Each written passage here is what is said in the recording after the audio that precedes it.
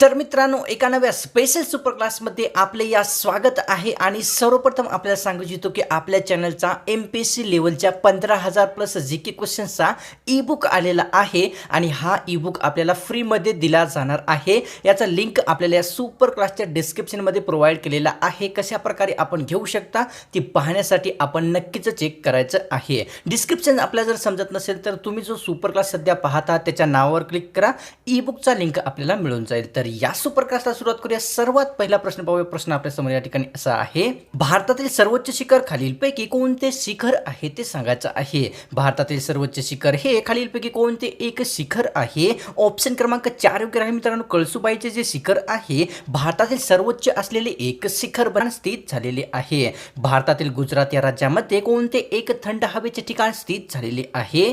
तर ऑप्शन क्रमांक 3 योग्य आहे मित्रांनो। सातपुडा हे जे थंड हवेचे ठिकाण आहे भारतातील गुजरात या राज्यामध्ये एक स्थित झालेले आहे। पुढचा प्रश्न या ठिकाणी भूदान ही प्रसिद्ध चळवळ खालीलपैकी कोणत्या व्यक्तींनी सुरू केलेली होती। भूदान ही प्रसिद्ध चळवळ खालीलपैकी कोणत्या एका व्यक्तींनी सुरू केलेली आहे। ऑप्शन क्रमांक 2 योग्य आहे मित्रांनो। विनोबा भावे यांनी जे आहे प्रसिद्ध असलेली भूदान चळवळ एक सुरू केलेली होती। पुढचा प्रश्न, पंढरपूर हे प्रसिद्ध शहर खालीलपैकी कोणत्या नदीच्या काठावर वसलेले आहे।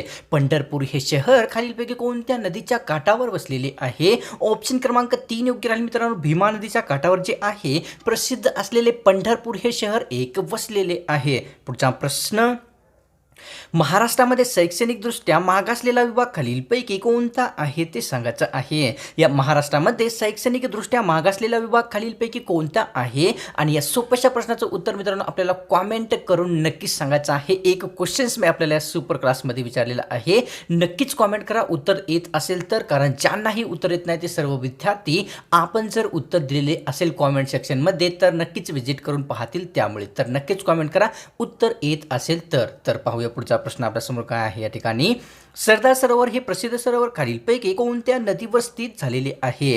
प्रसिद्ध असलेले सरदार सरोवर हे कोणत्या नदीवर बांधण्यात आलेले आहे किंवा स्थित झालेले आहे।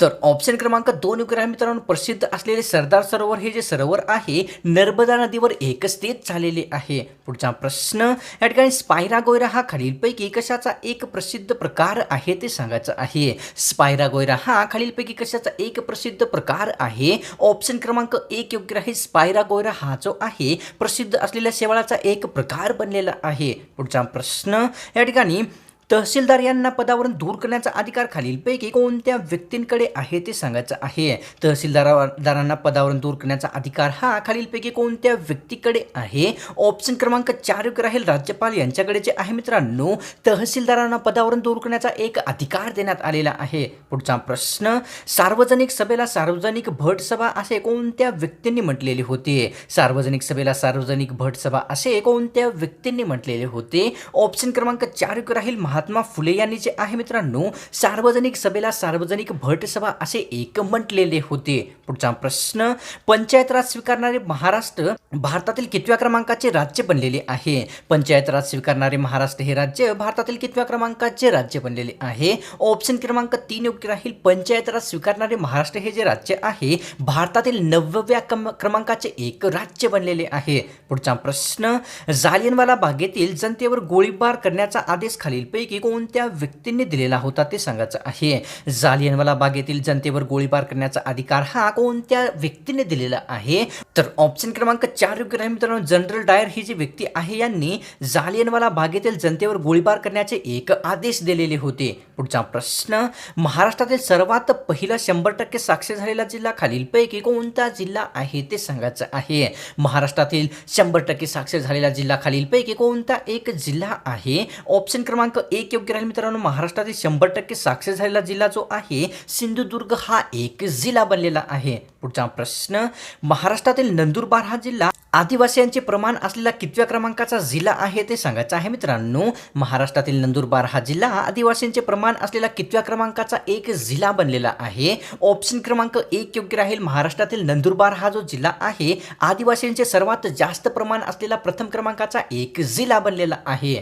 मित्रांनो, अनअकॅडमी आपल्यासाठी वसंत पंचमी स्पेशल असलेली एक मॉक टेस्ट घेऊन आलेली आहे, जी आपल्याला कंबाईन एक्झामसाठी अत्यंत महत्त्वाची असणारी टेस्ट असेल. जर आपण या टेस्ट सिरीज मध्ये पार्टिसिपेट किंवा भाग घेतला तर आपल्याला या ठिकाणी 10,000 पेक्षा जास्त वर्थ असलेले गिफ्ट कार्ड मिळेल. जर आपण रँक 1 ते 3 मध्ये आला तर आपल्याला 10,000 वर्थ असलेले Amazonचे गिफ्ट कार्ड मिळेल. आणि जर आपण रँक 4 ते 100च्या मध्ये आला तर त्यामधली एका लकी विद्यार्थ्यांना 5,000 वर्थ असलेले Amazonचे गिफ्ट कार्ड मिळेल. आणि तसेच आपण 101 ते 300 या रँक मध्ये आला तर या रँक मधील एका लकी विद्यार्थ्यांना 5,000 वर्थ असलेले Amazonचे गिफ्ट कार्ड मिळेल. मित्रांनो, ही वसंत पंचमी स्पेशल असलेली मॉक टेस्ट आपल्यासाठी 20 फेब्रुवारी सकाळी 10 वाजता अनअकॅडमी प्लॅटफॉर्मवर पार पडणार आहे. जर आपण इच्छुक असाल या टेस्ट सिरीज मध्ये भाग घेण्यासाठी तर या टेस्ट सिरीजचा लिंक आपल्याला या व्हिडिओच्या डिस्क्रिप्शन मध्ये प्रोव्हाइड केलेला आहे. आणि आपण या टेस्ट सिरीज मध्ये एनरोल करते वेळेस एक्झाम GK10 हा कोड जरूर यूज करायचा आहे, ज्यामध्ये आपल्याला खूप सारा डिस्काउंट दिला जाईल. तर आताच्या आताच लगेच जा आणि या टेस्ट सिरीज मध्ये एनरोल करून ठेवा. ज्यावेळेस टेस्ट सिरीज लाईव्ह होईल त्या आधी आपल्याला नोटिफिकेशन आपल्या मोबाईलवर मिळून जाईल.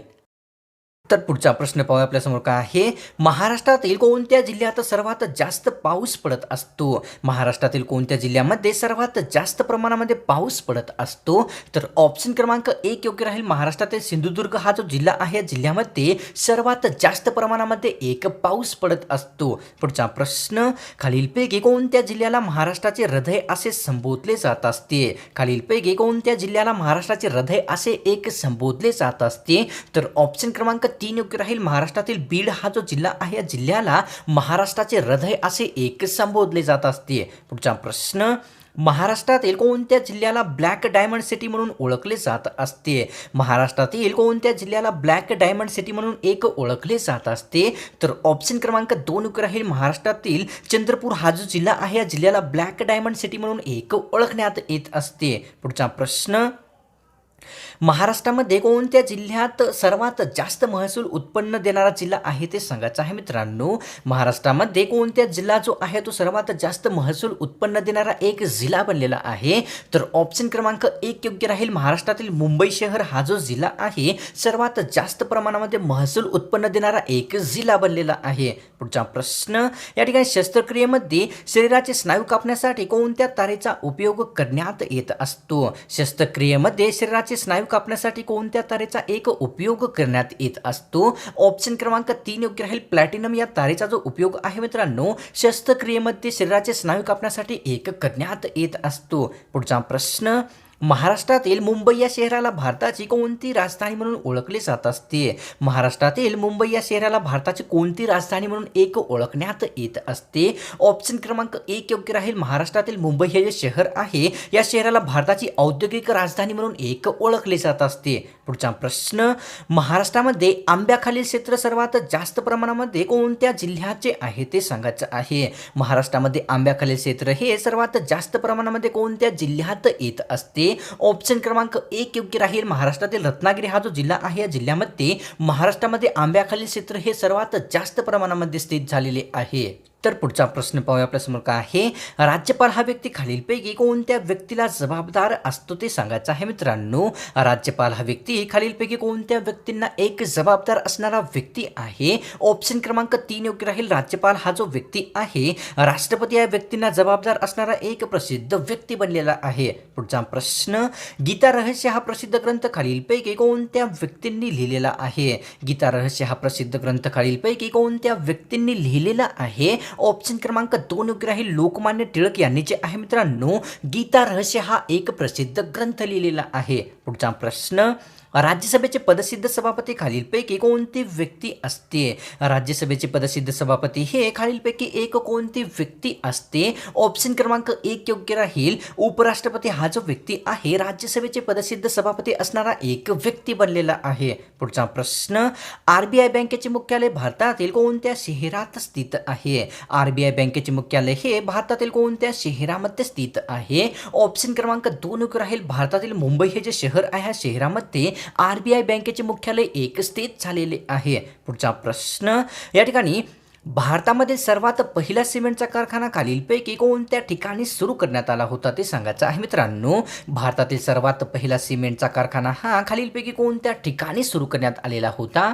तर ऑप्शन क्रमांक 3 योग्य राहील. भारतातील सर्वात पहिला जो सिमेंटचा कारखाना आहे भारतातील चेन्नई या शहरामध्ये एक सुरुवात करण्यात आलेला होता. पुढचा प्रश्न, हरिश्चंद्रगडाला महाराष्ट्रातील कोणत्या जिल्ह्याचे महाबळेश्वर असे एक म्हटले जात असते? हरिश्चंद्रगडाला महाराष्ट्रातील कोणत्या जिल्ह्याचे महाबळेश्वर असे एक संबोधले जाते किंवा म्हटले जात असते? तर ऑप्शन क्रमांक 1 योग्य राहील. हरिश्चंद्रगडाला जो आहे महाराष्ट्रातील अहमदनगर या जिल्ह्याचे महाबळेश्वर असे एक संबोधले जात असते. पुढचा प्रश्न, दाजीपूर अभयारण्य खालीलपैकी कोणत्या तालुक्यामध्ये स्थित आहे? दाजीपूर अभयारण्य हे खालीलपैकी कोणत्या तालुक्यामध्ये स्थित आहे?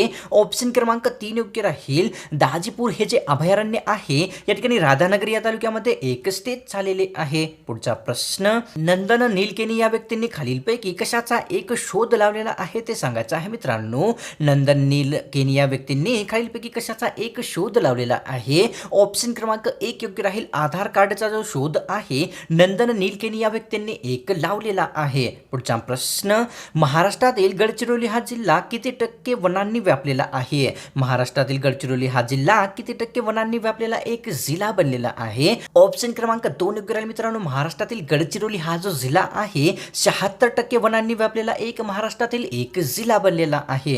पुढचा प्रश्न, कोणत्या वर्षी $1 हा ₹1 बरोबर होता ते सांगायचं आहे मित्रांनो. कोणत्या वर्षी $1 हा ₹1 बरोबर होता? तर या ठिकाणी ऑप्शन क्रमांक आपल्यासमोर मित्रांनो 1 योग्य राहील. वर्ष 1947 हे जे वर्ष होते या वर्षामध्ये $1 जो आहे तो ₹1 बरोबर एक झालेला होता. पुढचा प्रश्न, जगातील सर्वात जास्त गरीब 64% लोक कोणत्या देशातून आहेत ते सांगायचं आहे मित्रांनो. संपूर्ण जगामध्ये सर्वात जास्त गरीब म्हणजे 64% गरीब लोक कोणत्या देशामध्ये मिळून बनलेले आहेत? ऑप्शन क्रमांक 4 योग्य राहील. वरीलपैकी सर्वच म्हणजे बांगलादेश, भारत, चीन या तिन्ही देशांमधून जगातील सर्वात जास्त गरीब म्हणजे 64% गरीब एक लोक मिळालेले आहेत.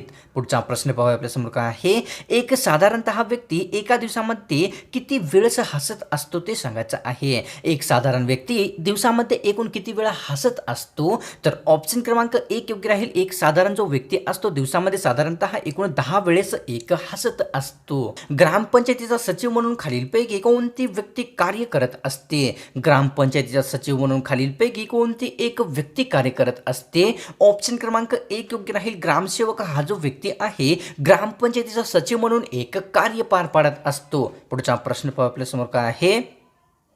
सरपंचाच्या निवडणुकीबाबत अंतिम निर्णय खालीलपैकी कोणती व्यक्ती किंवा कोण देत असते ते सांगायचं आहे मित्रांनो. सरपंचाच्या निवडणुकीबाबत वादावर अंतिम निर्णय देण्याचा अधिकार कोणाकडे आहे? ऑप्शन क्रमांक 1 योग्य राहील. पंचायत समितीच्या सभापती यांच्याकडे जे आहे सरपंचाच्या निवडणुकीबाबत वादावर अंतिम निर्णय देण्याचा एक अधिकार देण्यात आलेला आहे. पुढचा प्रश्न, महाराष्ट्रामध्ये ग्रामपंचायतीची सदस्य संख्या कमीत कमी व जास्तीत जास्त किती असते ते सांगायचं आहे मित्रांनो. महाराष्ट्रामध्ये ग्रामपंचायतीची सदस्य संख्या ही कमीत कमी तसेच जास्तीत जास्त किती असू शकत असते? ऑप्शन क्रमांक या ठिकाणी 2 योग्य राहील. महाराष्ट्रामध्ये ग्रामपंचायतीची सदस्य संख्या कमीत कमी 7 व जास्तीत जास्त 17 एवढी एक असू शकत असते. पुढचा प्रश्न, या ठिकाणी आत्माराम पांडुरंग यांनी खालीलपैकी कोणत्या समाजाची स्थापना केलेली होती? आत्माराम पांडुरंग यांनी खालीलपैकी कोणत्या समाजाची स्थापना केलेली आहे? तर ऑप्शन क्रमांक 2 योग्य राहील. प्रार्थना समाजाची जी स्थापना आहे मित्रांनो आत्माराम पांडुरंग यांनी एक केलेली आहे. पुढचा प्रश्न, आत्माराम पांडुरंग यांनी प्रार्थना समाजाची स्थापना कोणत्या वर्षी केली होती? आत्माराम पांडुरंग यांनी प्रार्थना समाजाची स्थापना कोणत्या वर्षी केलेली होती? ऑप्शन क्रमांक 4 योग्य राहील. 31 मार्च 1867 हे जे वर्ष किंवा दिवस आहे या दिवसामध्ये आत्माराम पांडुरंग यांनी प्रार्थना समाजाची एक स्थापना केलेली होती. पुढचा प्रश्न, इंडिपेंडन्स या वृत्तपत्राचे संपादक खालीलपैकी कोणती व्यक्ती होते? इंडिपेंडन्स या वृत्तपत्राचे संपादक हे खालीलपैकी कोणती व्यक्ती होते? ऑप्शन क्रमांक 2 योग्य राहील मित्रांनो. प्रसिद्ध असलेले इंडिपेंडन्स हे जे वृत्तपत्र आहे मोतीलाल नेहरू या वृत्तपत्राचे एक संपादक असणारी व्यक्ती बनलेली आहे. तर मित्रांनो आजची ही स्पेशल सुपर क्लास आपल्याला कशी वाटली इकडे तर नक्कीच गॅरंटी आहे की आपल्याला ही सुपर क्लास आवडलेलीच आहे आणि त्यामुळे आपल्याला या सुपर क्लासला एक लाईक केल्याशिवाय कुठेच नाही जायचं आहे. तसेच चॅनलवर तुम्ही नवीन आला असाल तर सबस्क्राईब लगेच करून घ्या अशाच प्रकारचे स्पेशल सुपर क्लास पुढेही एकदम फ्रीमध्ये पाहण्यासाठी. आणि आपल्या चॅनलचा आलेला आहे ई बुक ज्यामध्ये 15,000+ MPSC लेवलचे GK क्वेश्चन्स मिळतील. येणाऱ्या प्रत्येक भरतीसाठी फक्त असणारे प्रश्न असतील आणि त्यामुळे जर आपण इच्छुक असाल असाल ते ई बुक घेण्यामध्ये, त्याचा लिंक आपल्याला सुपर क्लासच्या डिस्क्रिप्शनमध्ये दिलेला आहे. आणि पुन्हा एकदा आपल्याला सांगू इच्छितो की हे ई बुक आपण फ्रीही आणि पेडही घेऊ शकता. फ्री कसे घेऊ शकता, आपल्याला जर हवे असेल फ्रीमध्ये तर ते पाहण्यासाठी लिंक या सुपर क्लासच्या डिस्क्रिप्शनमध्ये ई बुकचा दिलेला आहे. तर मिळतोय एका नव्या स्पेशल आणि फ्रेश सुपर क्लासमध्ये.